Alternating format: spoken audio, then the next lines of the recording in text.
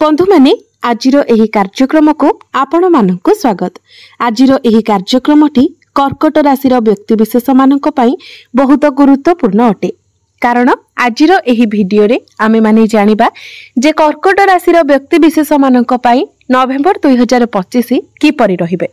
तेबे कहिबाकू गले नवेम्बर मासटी आपणक पई बहुत खास हेबा पई जाउछि।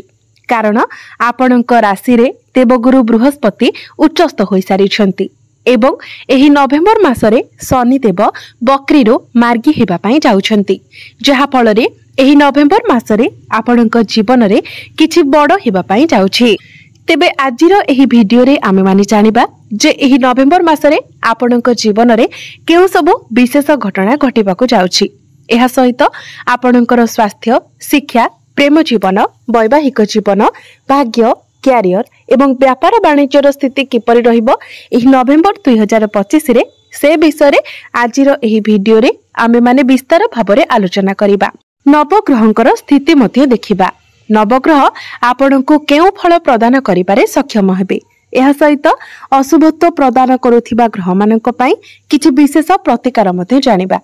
सेथि पई आपणकर जदि कर्कट राशि होई थाए तो वीडियोटी को स्किप न करी शेष पर्यंत निश्चय देखंतु एवं वीडियोटी को लाइक करी चैनलटी को सब्सक्राइब करि दियंतु।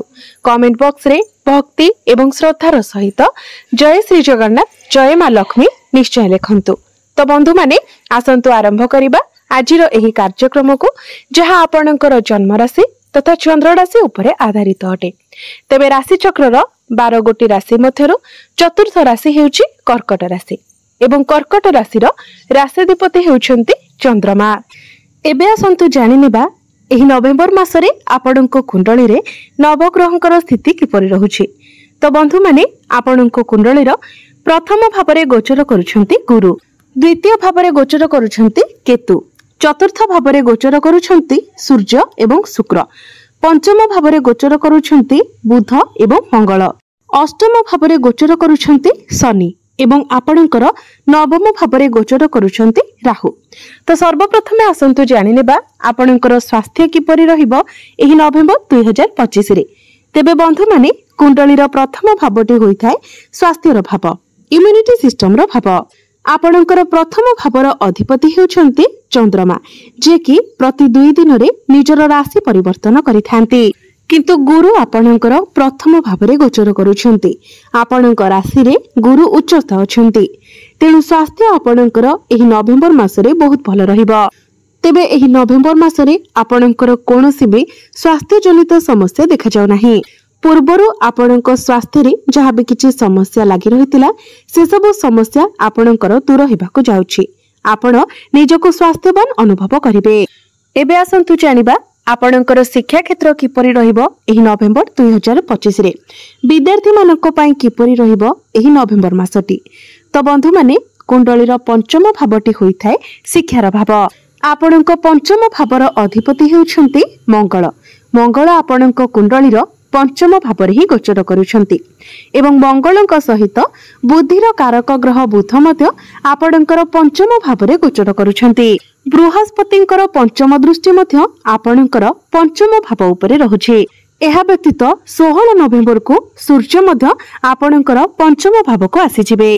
तो सब दृष्टि देखा गले शिक्षा क्षेत्र मध्य आपणकर एही नवेम्बर मासरे बहुत भल रहुछि। जदि आपणकर किछि गवर्नमेंट रिलेटेड एग्जाम देबार अछि तो 16 नवेम्बर पई आपणक पई समय बहुत भल रहिबो। कारण प्रथमे तो पंचम भावर अधिपति पंचम भावरे ही गोचर करूछंती। एहा व्यतीत सूर्य मध्य आपणकर पंचम भाव को निजर मित्र राशि को आसीजिबे। तेणु एही नवेम्बर मासरे जदि आपण किछि एडमिशन नेबा पई चाहुछंती, किछि फॉर्म फिलअप करिबा पई चाहुछंती तो आपण करि परिबे। एहा व्यतीत एही नवेम्बर मासरे जदि आपणकर किछि एग्जाम अछि, कॉम्पिटिटिव एग्जाम अछि, प्रतियोगितामूलक परीक्षा अछि, सरकारी परीक्षा अछि तो सेथिरे मध्ये आपणको बहुत अधिक सफलता मिलिबाकू जाउछि। एबे आसंतु जानिबा आपणकर प्रेम जीवन किपरि रहिबो एही नवेम्बर 2025 रे। तो बंधु माने कुंडलीर पंचम भावटी आपणकर शिक्षार भाव हेबा सहित पंचम भावटी मध्ये होई थाए आपणकर प्रेम जीवनर भाव। तो आपणक पंचम भावर अधिपति हेउछंती मंगल। मंगल आपणकर पंचम भावरे ही गोचर करूछंती। तेबे आपणकर प्रेम जीवन रे आपणकर पार्टनर मध्य टिके एग्रेशन देखि पारंती। आपणकर पार्टनर भितर टिके जिद्दी स्वभाव देखि पारंती, किंतु आपणक मध्य कनेक्शन बहुत स्ट्रांग रहिबो, कारण आपणकर प्रथम भाव में गुरु गोचर करुछंती, जहा फल रे आपणक मध्य बुद्धिमता रहिबो। आपण सब किछि को बहुत भलो भाव में एडजस्ट करिनेबे। आपणकर भूल को बुझी पारिबे, एहा सहित आपणकर पार्टनर मध्य निजर भूल को बुझी पारिबे। तो प्रेम जीवन मध्य एही नवेम्बर मासरे आपणकर बहुत भलो रहिबो। एबे आसंतु जानिबा आपणकर वैवाहिक जीवन किपरि रहिबो एही नवेम्बर 2025 रे। तेबे बंधु माने कुंडलीर सप्तम भावटी होइथाय आपणकर वैवाहिक जीवनर भाव, आपणक जीवन साथीर भाव। आपणक सप्तम भावर अधिपति हेउचंती शनि।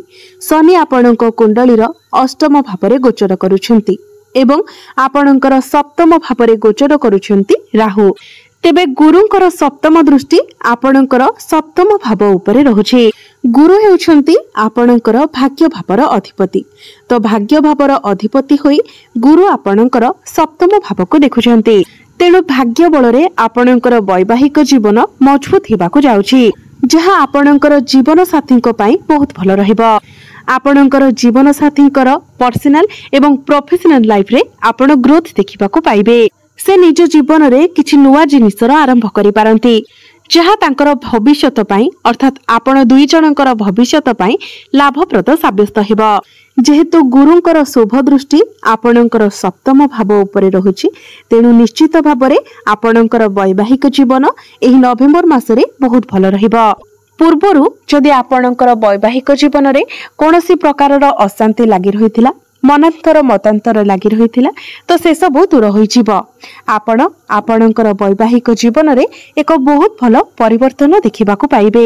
एबे आसंतु जानिबा सबुठारु महत्वपूर्ण विषय वस्तु आपणकर भाग्य, क्यारियर एवं व्यापार वाणिज्यर स्थिति किपरि रहिबो एही नवेम्बर 2025 रे।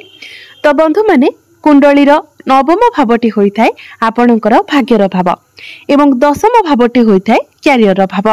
आपणकर भाग्य भावर अधिपति हेउछंती देवगुरु बृहस्पति। गुरु आपणकर प्रथम भावरे गोचर करुछंती। गुरुंकर दृष्टि आपणकर सप्तम भाव सहित आपणकर नवम भाव उपरे मध्य रहुछि एवं आपणकर नवम भावरे गोचर करुछंती शनि, जहा फल रे आपणकर भाग्य एही नवेम्बर मासरे प्रबल रहिबो। किंतु शनि जेहेतु विलंबर कारक ग्रह अटंती, तेणु आपणकर कार्य रे टिके विलंब होई पारे, किंतु सफलता आपणको अवश्य मिलिबो।